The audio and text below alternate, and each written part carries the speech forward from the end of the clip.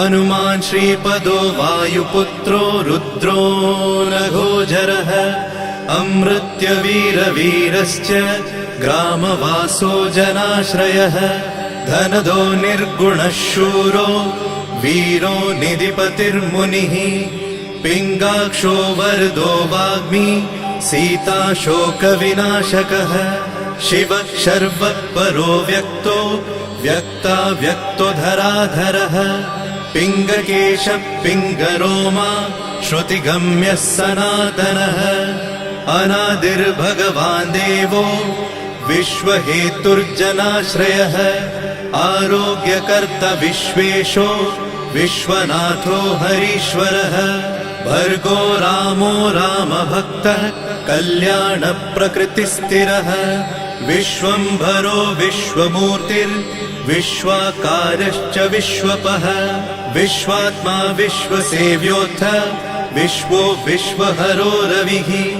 विश्वचेष्टो विश्वगम्यो विश्वध्येयः कलाधरः प्लवङ्गमः कपिश्रेष्ठो ज्येष्ठो विद्यावनेचरः बालो वृद्धो युवा तत्त्वगम्यः सुखो यजः अञ्जनासूनुरव्यग्रो ग्रामशान्तो धराधरः भूर्भुवः स्वर्मर्हलोको जनो लोकस्तपो व्ययः सत्यमोङ्कारगम्यश्च प्रणवो व्यापकोमलः शिवो धर्मप्रतिष्ठाता रामेष्ठफल्गुणप्रियः गोष्पदीकृतवाराशि पूर्णकामोधरापतिः रक्षोघ्नपुण्डरीकाक्ष शरणागतवत्सलः जानकी प्राणदाता च रक्षप्राणापहारकः पूर्णसत्त्वपीतवासा दिवाकरसमप्रभः द्रोणहर्ता शक्तिनेता शक्तिराक्षसमारकः रक्षोघ्नो रामदूतश्च शाकिनी जीवहारकः भुभुक्कारः तारातिर्गर्वपर्वतवेदनः हेतुर्मान् प्रांशुबीजं च विश्वभर्ता जगद्गुरुः जगत्त्राता जगन्नाथो जगदीशो जनेश्वरः जगत्पिता हरिश्रीशो गरुडस्मयभञ्जनः पार्थध्वजो वायुपुत्रो अमितपुच्छोऽमितप्रभः ब्रह्मपुच्छ परब्रह्म पुच्छो रामेष्ट एव च सुग्रीवादियुतो ज्ञानी वानरो वानरेश्वरः कल्पस्थायी चिरञ्जीवी प्रसन्नश्च सदाशिवः सन्मति सद्गतिर्भुक्ति मुक्तिदः कीर्तिदायकः कीर्तिपदश्चैव समुद्र श्रीपदः शिवः उदधिक्रमणो देवः संसार भयनाशनः वार्धिबन्धनकृद्विश्व जेता विश्वप्रतिष्ठितः लङ्कारिः कालपुरुषो लङ्केशगृहभञ्जनः भूतावासो वासुदेवो वसुस्त्रिभुवनेश्वरः श्रीरामदूतः कृष्णश्च लङ्काप्रासादभञ्जनः कृष्णः कृष्णस्तुतः शान्तः शान्तिदो विश्वपावनः विश्वभोक्ता च मूर्तिग्रह ब्रह्मचारी जितेन्द्रियः ऊर्ध्वगोलाङ्गुलीमाली लाङ्गूलहतराक्षसः समीरतनुजो वीरो वीरमारो जयप्रदः जगन्मङ्गलदः पुण्यः पुण्यश्रवणकीर्तनः पुण्यकीर्तिः पुण्यगतिः जगत्पावनपावनः देवेशोजितरोधश्च रामभक्तिविधायकः ध्याता ध्येयो नभः साक्षी चेतश्चैतन्यविग्रहः ज्ञानदः प्राणदः प्राणो जगत्प्राणः समीरणः विभीषणप्रियः शूरो पिप्पलाश्रयसिद्धिदः सुहृत्सिद्धाश्रयः कालः कालभक्षकभर्जितः लङ्केशनिधनस्थायी लङ्कादाहक ईश्वरः चन्द्रसूर्याग्निनेत्रश्च कालाग्निः प्रलयान्तकः कपिलः कपिशः पुण्य राशिर्द्वादश राशिगः सर्वाश्रयो प्रमेयात्मा रेवत्यादिनिवारकः लक्ष्मण प्राणदाता च सीता जीवन हेतुकः रामध्येयो ऋषिकेशो विष्णुभक्तो जटिबली देवारिदर्पहा होता कर्ता हर्ता जगत्प्रभुः नगरग्रामपालश्च शुद्धो बुद्धो निरन्तरः निरञ्जनो निर्विकल्पो गुणातीतो भयङ्करः हनुमान्शद्दुराराध्यः तपस्साध्यो मरेश्वरः जानकी घनशोकोत्थ तापहर्ता परात्परः वाङ्मयः सदसद्रुपः कारणं प्रकृतेः परः भाग्यदो निर्मलो नेता पुच्छलङ्का विदाहकः पुच्छबद्धो यातु धानो यातु धान रिपुप्रियः छायापहारि भूतेषु लोकेशः सद्गतिप्रदः प्लवङ्गमेश्वरः क्रोधः क्रोधसंरक्तलोचनः क्रोधहर्ता तापहर्ता भक्ता भयवरप्रदः भक्तानुकम्पि विश्वेश पुरुहूतः पुरन्दरः अग्निर्विभावसुर्भास्वान् यमो निरृतिरेव च वरुणो वायुगतिमान् वायुः कौबेर्ईश्वरः रविश्चन्द्रः कुजः सौम्यो गुरुः काव्यो शनैश्चरः राहुकेतुर्मरुद्धोता धाता हर्ता समीरजः मशकीकृतदेवारिः दैत्यारिर्मधुसूदनः कामः कपिः कामपालः कपिलो विश्वजीवनः भागीरथीपदाम्भोजः सेतुबन्धविशारदः स्वाहा स्वधा हविः कव्यम् हव्यकव्यप्रकाशकः स्वप्रकाशो महावीरो लघुश्चामितविक्रमः प्रडिनोडीनगतिमान् सद्गतिस्पुरुषोत्तमः जगदात्मा जगद्योनिर्जगदन्तो ह्यनन्तकः विपाप्मा निष्कलङ्कश्च महान् महदहङ्कृतिः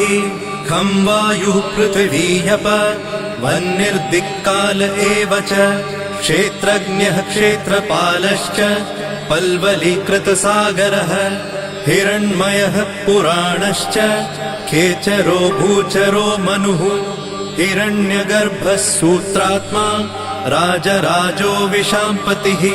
वेदान्तवेद्योद्गीतश्च वेदवेदाङ्गपारगः प्रतिग्रामस्थितः साध्य स्फूर्तिदाता गुणाकरः नक्षत्रमालिभूतात्मा सुरभिः कल्पपादपः चिन्तामणिर्गुणनिधिः प्रजापतिर्नुत्तमः पुण्यश्लोकः पुरारातिर्ज्योतिष्मान् शार्वरीपतिः किलिकिल्यारवत्रस्त भूतप्रेतपिशाचकः ऋणत्रयहरः सूक्ष्मः स्थूलः सर्वगतः पुमान् अपस्मारहरः स्मर्ते श्रुतिर्गाथा स्मृतिर्मनुः स्वर्गद्वारः प्रजाद्वारो मोक्षद्वारं कपीश्वरः नादरूपः परब्रह्म ब्रह्म ब्रह्मा पुरातनः एको नैको जनः शुक्ल स्वयं ज्योतिरनाकुलः ज्योतिर्ज्योतिरनादिश्च सात्विको राजसत्तमः तमोहर्ता निरालम्बो निराकारो गुणाकरः गुणाश्रयो गुणमयो बृहत्कायो बृहद्यशाः बृहद्धनुर्बृहत्पादो बृहन्मूर्धा बृहत्स्वनः बृहत्कर्णो बृहन्यासो बृहन्नेत्रो बृहद्गलः बृहद्यत्नो बृहच्चेष्टो बृहत्पुच्छो बृहत्करः बृहद्गतिर्बृहत्सेव्यो बृहल्लोकफलप्रदः बृहच्छक्तिर्बृहद्वाञ्छा फलदो बृहदीश्वरः बृहल्लोकनुतो द्रष्टा विद्यादाता जगद्गुरुः देवाचार्यः सत्यवादी ब्रह्मवादी कलाधरः सप्तपातालगामी च मलयाचलसंश्रयः उत्तराशास्थितः श्रीदो दिव्यौषधवशः खगः शाखामृगः कपीन्द्रश्च पुराणः श्रुतिसञ्चरः चतुरो ब्राह्मणो योगी योगगम्यः परात्परः अनादिनिधनो व्यासो वैकुण्ठः पृथिवीपतिः पराजितो जिताराशिः सदानन्दश्च ईशिता गोपालो गोपतिर्गोप्ता कलिः कालः परात्परः मनोवेगी सदा योगी संसारभयनाशनः तत्त्वदाता च तत्त्वज्ञः तत्त्वं तत्त्वप्रकाशकः शुद्धो बुद्धो नित्ययुक्तो युक्ताकारो जयप्रदः प्रलयोमितमायश्च मायातीतो विमत्सरः मायानिर्जितरक्षश्च मायानिर्मितविश्वपः मायाश्रयश्च निर्लेपो मायानिर्वञ्चकसुखः सुखी सुखप्रदो नागो महेश कृतसंस्थवः महेश्वरः सत्यसन्धः शरभः कलिपावनः रसो रसज्ञसम्मानः तपश्चक्षु च भैरवः घ्राणो गन्धस्पर्शनञ्च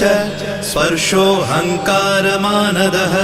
नेति नेतिति गम्यश्च वैकुण्ठभजनप्रियः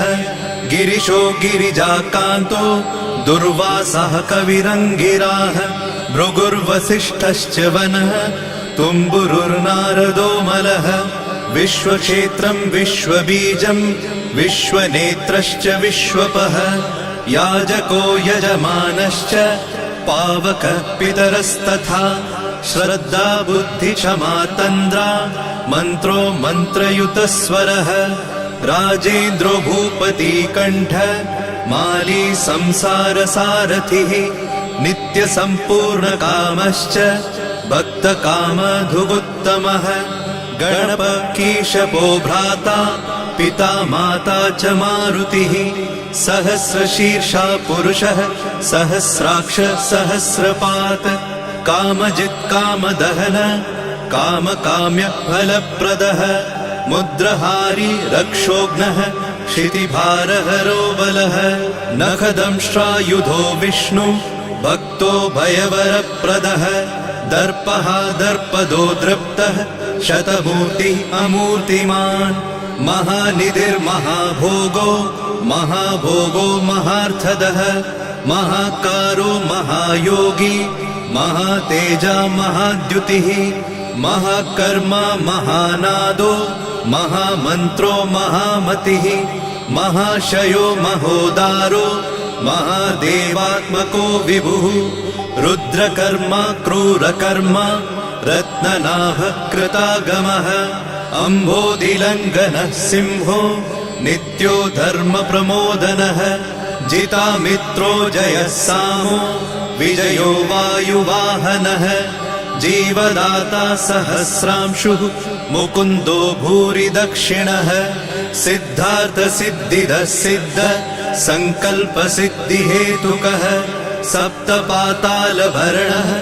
सप्तर्षिगणवन्दितः सप्ताभिलङ्घनो वीरः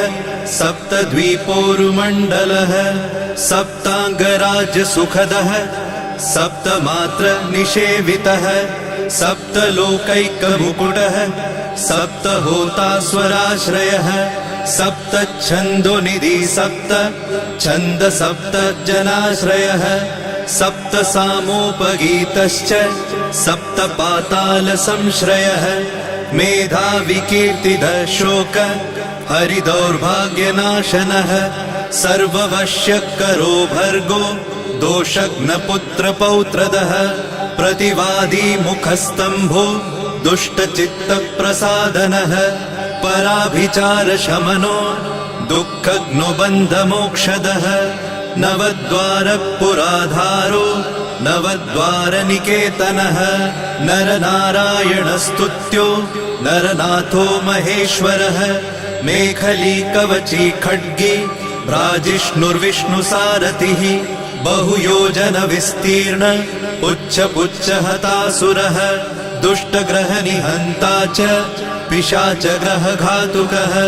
बालग्रहविनाशी च धर्मो नेता कृपाकरः उग्रकृत्योग्रवेगश्च उग्रनेत्र शतक्रतुः शतमन्युस्तुतस्तुत्य महातेजो महाबलः समग्रगुणशाली च व्यग्रो रक्षो विनाशकः रक्षोघ्नहस्तो ब्रह्मेश श्रीधरो भक्तवत्सलः मेघनादो मेघरूपो मेघवृष्टिनिवारकः मेघजीवनहेतुश्च मेघश्यामो परात्मकः समीरतनयो बोधा तत्त्वविद्याविशारदः अमोघो मोघवृद्धिश्च इष्टदो निष्टनाशकः अर्थोऽनर्थापहारी च समर्थो रामसेवकः अर्तिधन्यसुरारातिः पुण्डरीकाक्ष आत्मभूः सङ्कर्षणो विशुद्धात्मा विद्याराशि सुरेश्वरः अचलोद्धारको नित्य सेतुकृद्रामसारथिः आनन्द परमानन्दो मत्स्यकूर्मो निधिशमः वराहो नारसिंहश्च वामनो जमदग्निजः रामकृष्णः शिवो बुद्ध कल्की रामाश्रयो हरः नन्दी भृङ्गी च चण्डी च गणेशो गणसेवितः कर्माध्यक्षसुराध्यक्षो विश्रमो जगतां पतिः जगन्नाथ कपिश्रेष्ठ सर्वावास सदाश्रयः सुग्रीवादिस्तुतः शान्तः सर्वकर्मप्लवङ्गमः नखदारितरक्षश्च नखायुधविशारदः कुशलः सुदनः शेषो वासुकिस्तक्षकस्वरः स्वर्णवर्णो बलाढ्यश्च रामपूज्यो घनाशनः कैवल्यदीपकैवल्यो गरुडपन्नगो गुरुः किल्यारावहताराति गर्वपर्वतभेदनः वज्राङ्गो वज्रवेगश्च भक्तो वज्रनिवारकः नखायुधो मणिग्रीवो ज्वालामाली च भास्करः प्रौढप्रतापस्तपनो भक्ततापनिवारकः शरणं जीवनं भोक्ता नानाचेष्टो ह्यचञ्चलः सुस्वस्थोष्टास्य हा दुःख शमनः पवनात्मजः पावनः पवनः कान्तो भक्तागः सहनो बलः मेघनादरिपुर्मेघ नादसंहृतराक्षसः क्षरोक्षरो विनीतात्मा वानरेश सताङ्गतिः श्रीकण्ठ शितिकण्ठश्च सहाय सहनायकः अस्थूलस्त्वननुर्भर्गो देव संसृतिनाशनः अध्यात्मविद्यासारश्च अध्यात्मकुशलः सुधिः अकल्मषः सत्यहेतु सत्यगः सत्यगोचरः सत्यगर्भः सत्यरूपः सत्यसत्यपराक्रमः अञ्जनाप्राणलिङ्गश्च वायुवंशोद्भवः सुधिः भद्ररूपो रुद्ररूपः सुरूपश्चित्ररूपधृत् मैनाकवन्दितः सूक्ष्म दर्शनो विजयो जयः क्रान्तदिग्मण्डलो रुद्रः प्रकटीकृतविक्रमः कम्बुकण्ठप्रसन्नात्मा हृस्वनासो वृकोदरः लम्बोष्टकुण्डलिचित्र मालियोगविदाम्बरः विपश्चित्कविरानन्द विग्रहोऽनन्यशासनः फल्गुनीसूनुरव्यग्रो योगात्मा योगतत्परः योगवेद्यो योगकर्ता योगयोनिर्दिगम्बरः अकारादिक्षकारान्त वर्गनिर्मितविग्रहः उलूखलमुखः सिंह संस्तुतः परमेश्वरः श्लिष्टजङ्घः श्लिष्टजानु श्लिष्टपाणि शिखाधरः सुशर्मामितशर्मा च नारायणपरायणः जिष्णुर्भविष्णुरोचिष्णुर् ग्रसिष्णुस्थाणुरेव च हरिरुद्रानुकृद्वृक्ष कम्पनो भूमिकम्पनः गुणप्रवाह सूत्रात्मा वीतरागस्तुतिप्रियः नागकन्या भयध्वंसी रुक्मवर्णः कपालभृत अनाकुलो भवोपायो न पायो वेदपारगः अक्षरः पुरुषो लोक नाथो रक्ष प्रभुर्दृढः अष्टाङ्गयोगफलभुक सत्यसन्धः पुरुषतः श्मशानस्थाननिलय प्रेतविद्रावणक्षमः पञ्चाक्षरः परः पञ्च मातृकोरञ्जनध्वजः योगिनी वृन्दवन्द्यश्च शत्रुघ्नोऽनन्तविक्रमः ब्रह्मचारीन्द्रियरिपुर्धृतदण्डो दशात्मकः अप्रपञ्चः सदाचार शूरसेनविदारकः वृद्धप्रमोदश्चानन्द सप्तजिह्वापतिर्धरः नवद्वारपुराधार प्रत्यग्रसामगायकः षट्चक्रधाम स्वर्लोको भयहृन्मानदो मदः सर्ववश्यकरः शक्तिर्नेता चानन्तमङ्गलः अष्टमूर्तिर्धरो नेता विरूपस्वरसुन्दरः धूमकेतुर्महाकेतु सत्यकेतुर्महारथः नन्दिप्रियः स्वतन्त्रश्च मेखली समरप्रियः लोहाङ्ग सर्वविद्धन्वि षट्कलः शर्व ईश्वरः फलभुक्फलहस्तश्च सर्वकर्मफलप्रदः धर्माध्यक्षो धर्मफलो धर्मो धर्मप्रदोऽर्थदः पञ्चविंशतितत्त्वज्ञ स्तारक ब्रह्म तत्परः त्रिमार्गवसतिर्भीमः सर्वदुःखनिबर्हणः ऊर्जस्वान्निर्गलः शूली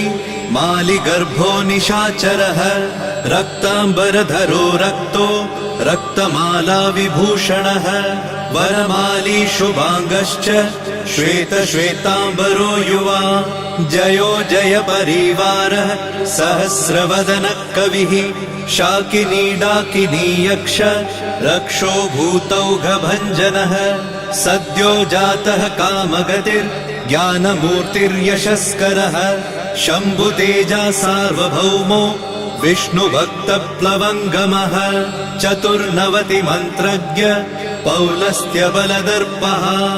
सर्वलक्ष्मीप्रदः श्रीमान् अङ्गदप्रिय ईडितः स्मृतिर्बीजं सुरेशानः संसारभयनाशनः उत्तमः श्रीपरिवार श्रीभूदुर्गा च कामदृक् सदा गतिर्मातरिष्वा रामपादाब्जषट्पदः नीलप्रियो नीलवर्णो नीलवर्णप्रियः सुहृत् रामदूतो लोकबन्धु रन्तरात्मा मनोरमः श्रीरामध्यानकृद्वीरः सदा किं पुरुषस्तुतः रामकार्यान्तरङ्गश्च शुद्धिर्गतिरनामयः पुण्यश्लोकपरानन्द परेशप्रियसारथिः लोकस्वामी मुक्तिदाता सर्वकारणकारणः महाबलो महावीरः पारावारगतिर्गुरुः समस्तलोकसाक्षी च समस्तसुरवन्दितः सीता समेत श्रीराम पादसेवाधुरन्धरः इति श्री आञ्जनेय सहस्रनाम स्तोत्रम् सम्पूर्णम्।